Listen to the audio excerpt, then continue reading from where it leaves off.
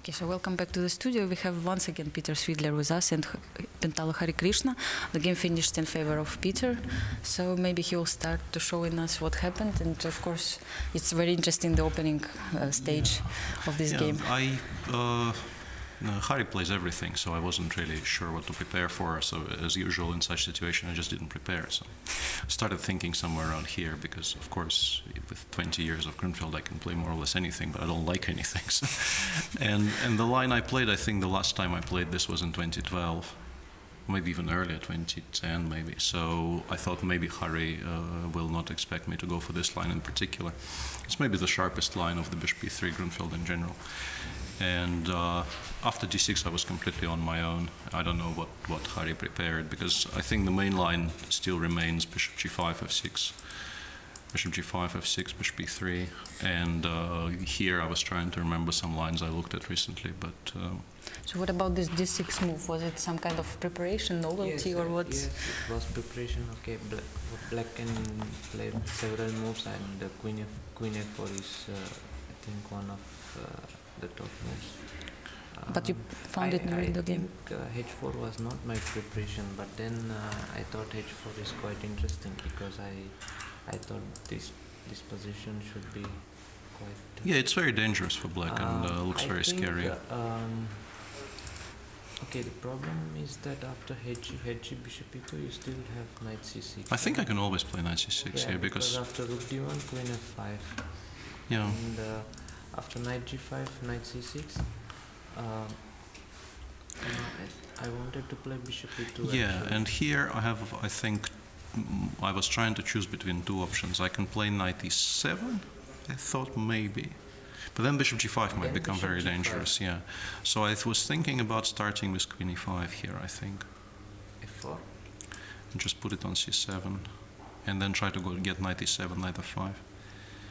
But yeah, it's despite black being 2 pawns up. Yeah, I can very easily get mated because this. Queen h2. Yeah, this my pieces are just too far away. Actually, here I kind of I forgot. I mean, bishop c3. You didn't see this, yes? Bishop c3.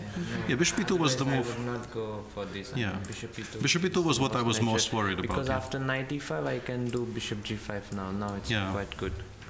Although even here I was trying to calculate these types of positions, because here I have a 5 and I'm not dead, like knight f6, and I can play maybe even king f7 in some positions. I was looking at moves like this. It's a really strange position which is difficult to understand. I wasn't sure I was worse, but I was very worried about this because from a practical point of view, especially... h8. Yeah, bishop h8, but maybe I can take queen now. g2, yeah. Maybe I can take now. This is the difference. I think you're very hungry today. You're taking all the phones. Yeah, I was trying to collect everything at some point, yeah. So I don't know. Bishop e2 was, of course, the main move, yeah. Yeah, bishop e2, knight e5.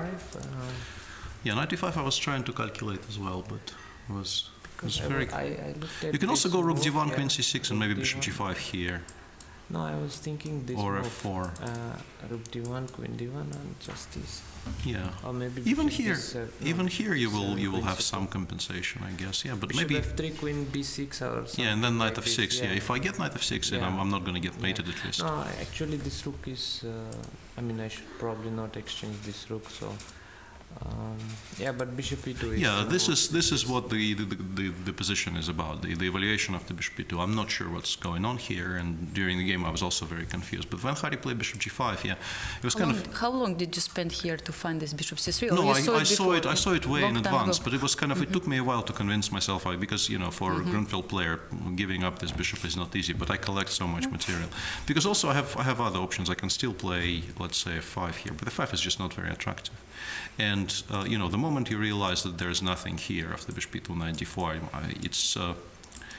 for a while I was worried about queen e3, but I actually win in two ways here. Knight c2, I think, just wins on the spot, because actually, surprisingly, there's just no defense against queen b1 check. If the rook was like on h3, probably white is winning, just goes f3, king f2, and then gives mate. But I just pick up this whole rook on h1, or white has to trade queens. And also, I think queen takes g2 is also winning. Because if something like rook h6, I have this trick queen g1 and queen takes g5. Oops, no, not queen g4, queen takes g5. So both these moves win. So bishop e2 knight d4 is completely lost, and after bishop e3... And what about this queen e3 move? This ending is completely lost for white. I mean, queen e3? Yes. No, but it's not a good addition. I can even start with this. I think. So no need. Might be a decent idea to start with this. Rook c3.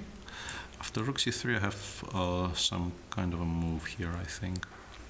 94. No, I thought you should take queen e3.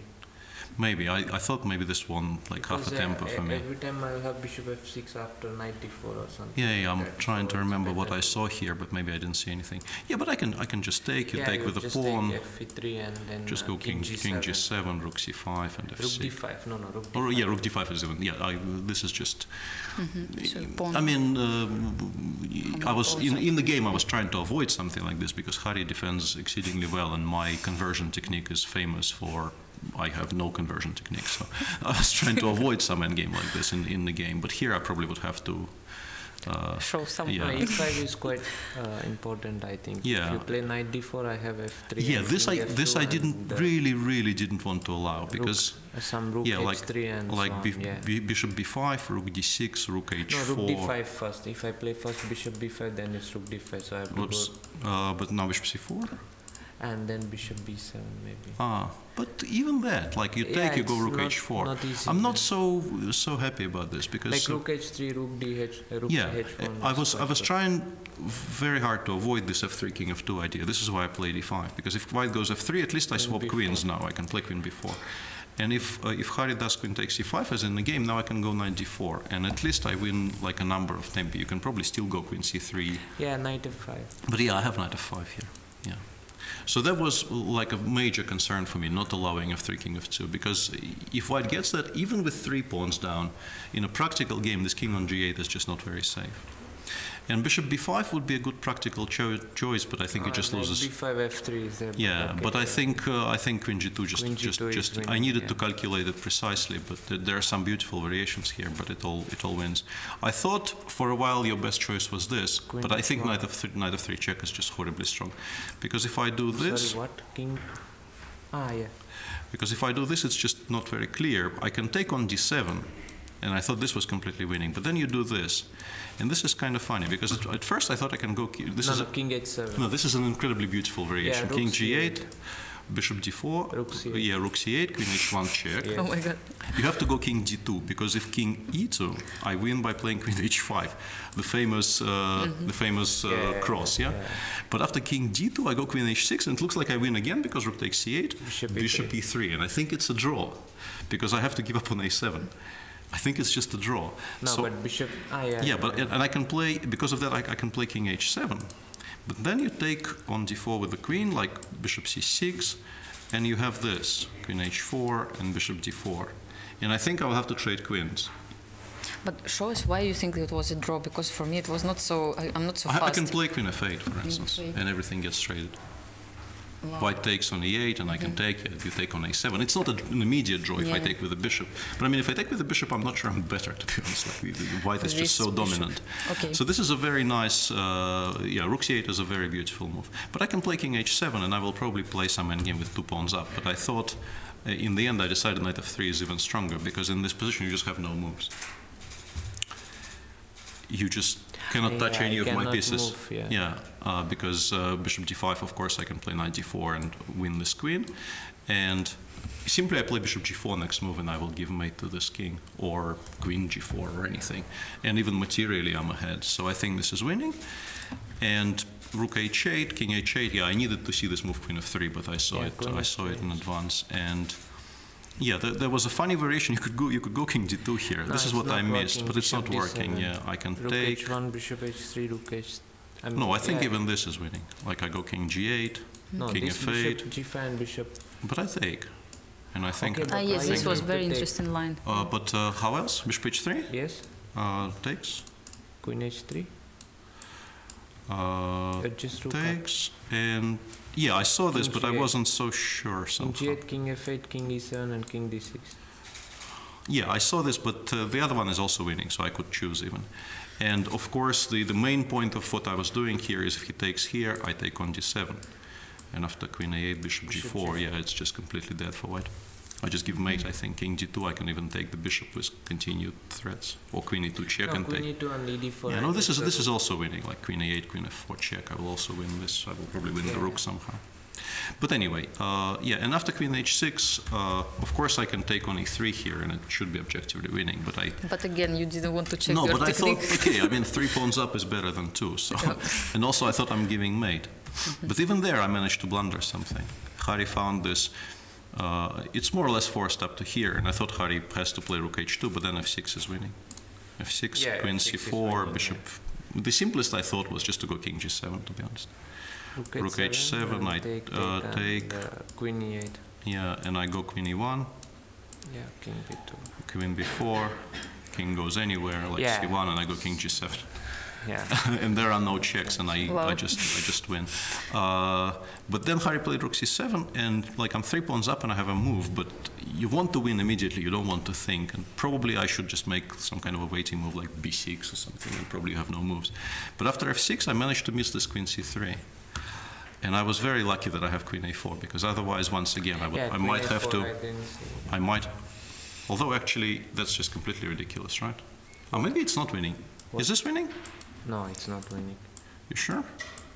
Take on bishop f6, I just stay with yeah. bishop d8. Yeah, that's probably a draw, yeah. When you play so b5, I go king c5. Yeah, allowing something like this was very, very, you know, undesired. But then I saw queen a4, and I think I'm still winning here, although it gets a bit trickier than you would expect. Like if no, probably I should take bishop f6. Yeah, but then I think, yeah, king b2 and bishop f7. Yeah, I think there are no checks, and rook e2 is a huge threat, and eventually I will play some endgame, like after rook c8. I will find some way to stabilize, and with 3 pawns up, this should be sort of reasonably easily convertible for black. And after bishop d6, bishop f5, I'm just first. White just has no moves, and I will eventually start giving checks, and once I start giving checks, the game is over. So yeah, very interesting Grunfeld, but kind of ruined by this mistake. Would have been extremely interesting to see what happens after bishop e2. At the beginning you said that other variations you were looking for you didn't like, and somehow you didn't know what to play. Now have you changed your mind after this game? Not really. This is incredibly scary, to be honest. I mean, I'm happy with the result, but I'm not sure if I'm repeating this, to be honest. This didn't look very comfortable during the game. Yeah, we give information for the next games. Yeah, at least, you know, I got away with it somehow. Yeah, okay, thank you so much for your great comments. Both of you, thank you.